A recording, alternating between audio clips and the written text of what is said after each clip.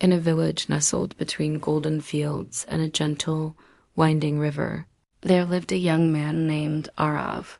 He wasn't known for great wealth or heroic deeds, but for a heart full of kindness and a melody that could quiet the world.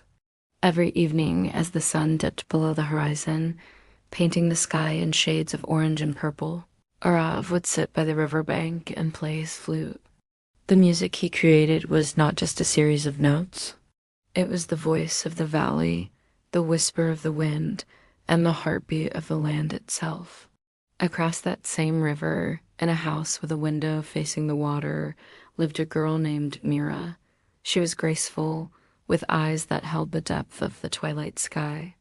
Mira found her joy not in silks or jewels, but in the simple symphony of nature, the rustling of leaves, the hum of the cicadas, and most of all the songs that the evening breeze carried to her from across the water. Every evening she would sit by her open window, her chin resting on her hand, as Arav's flute music drifted through the air. The melody wrapped around her heart, pulling it into a gentle sway, a dance of longing and wonder. She didn't know who the musician was, but she felt as if she knew his soul. One evening, the moon rose full and bright, its silver light transforming the river into a shimmering pathway of liquid diamonds. The flute's song seemed more poignant, more beautiful than ever before. Drawn by an irresistible pull, Mira slipped out of her home and followed the sound. Her bare feet were silent on the cool, damp earth as she made her way through the whispering reeds to the riverbank. And there, under the luminous gaze of the moon, she saw him for the first time. Arav was silhouetted against the water, the flute to his lips, his eyes closed as he poured his entire being into the music. He finished his song, and as the last note faded into the night, he opened his eyes and saw her. In that moment, the world seemed to hold its breath. Words were unnecessary, perhaps even inadequate. Their eyes met across the short distance, and it was like two stars finally finding their reflection in a still, clear lake. There was no surprise, only a profound sense of recognition, as if their souls had been searching for each other across lifetimes. They didn't speak, but a silent conversation passed between them, a story of shared loneliness, of a mutual love for beauty, and the beginning of a connection that felt as ancient and as natural as the river that flowed between them. From that night on, a silent pact was formed. Days turned into a tapestry of stolen moments and secret meetings. Their chosen sanctuary was an old, sprawling banyan tree, its ancient roots digging deep into the earth, a silent witness to their burgeoning love. Beneath its protective canopy, they found a world of their own. Arav would bring his flute, but instead of playing for the valley, he played only for her. Mira, in turn, would bring scrolls of paper on which she had penned poems inspired by his melodies, words that gave form to the feelings his music stirred within her. They exchanged more than just art. They exchanged pieces of themselves. They shared smiles that held entire conversations, dreams that they painted together on the canvas of the future, and a silence that was more intimate than any words could ever be. Their love grew quietly, organically, like a wildflower in a hidden meadow pure, as the morning dew and untroubled by the world outside. Under the banyan tree, they were not a boy from one side of the river and a girl from the other. They were simply Arav and Mira, two halves of a single beautiful song. But love that blossoms in secret can rarely stay hidden forever.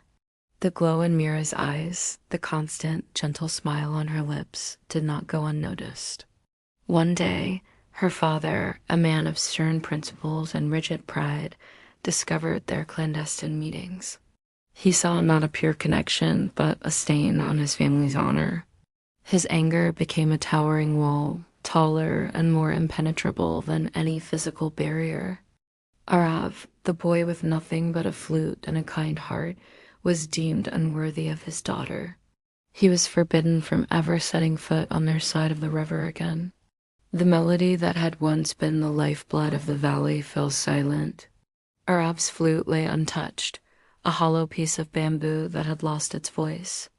The river, once a bridge for their love, now felt like a vast empty chasm separating two worlds.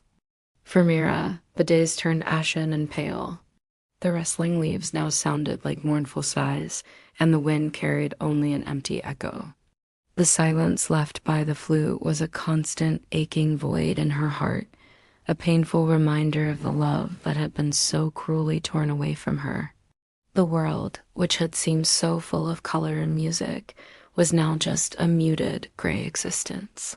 Yet love, true love, does not simply surrender to obstacles. It finds its own path, forging its own way through darkness and despair. One night, the heavens opened up, unleashing a torrential downpour. The rain fell in relentless, driving sheets, turning the river into a churning, angry torrent.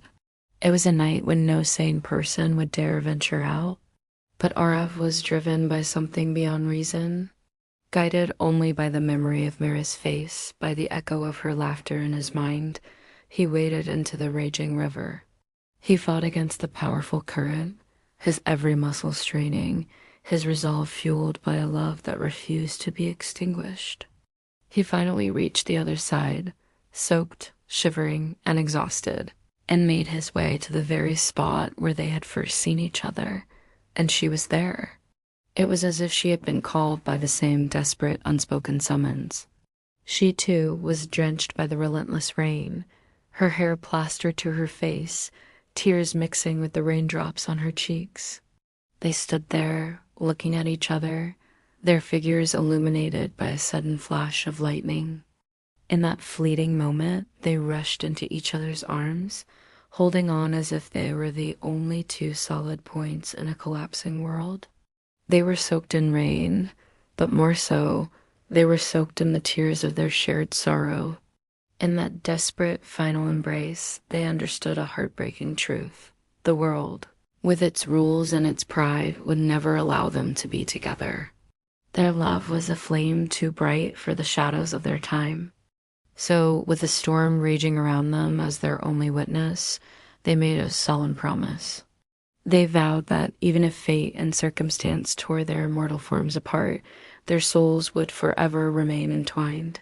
They promised to meet again, not in secret beneath the banyan tree, but in the eternal whisper of the river, in the sigh of the wind, and in the melody of the moonlight on the water. Years passed. Arav and Mira were never seen together again. The village moved on, new stories were woven, and old ones began to fade. But some things are never truly forgotten. To this day, the old folks in the village speak of a strange and beautiful phenomenon. On nights when the moon is full and hangs like a silver lantern in the sky, a hauntingly beautiful sound can be heard drifting from the riverbank. It's the sound of a lone flute playing a melody that is both sorrowful and filled with an undying love. It is, they say, the eternal song of Arav and Mira, a testament to a love so powerful that not even time, distance, or death itself could ever silence it. Their story lives on, carried forever on the gentle currents of the river. Thank you so much for watching and sharing this story with me. If you enjoy tales like this, please consider liking this video and subscribing to the channel for more stories that touch the heart. We'll see you again soon.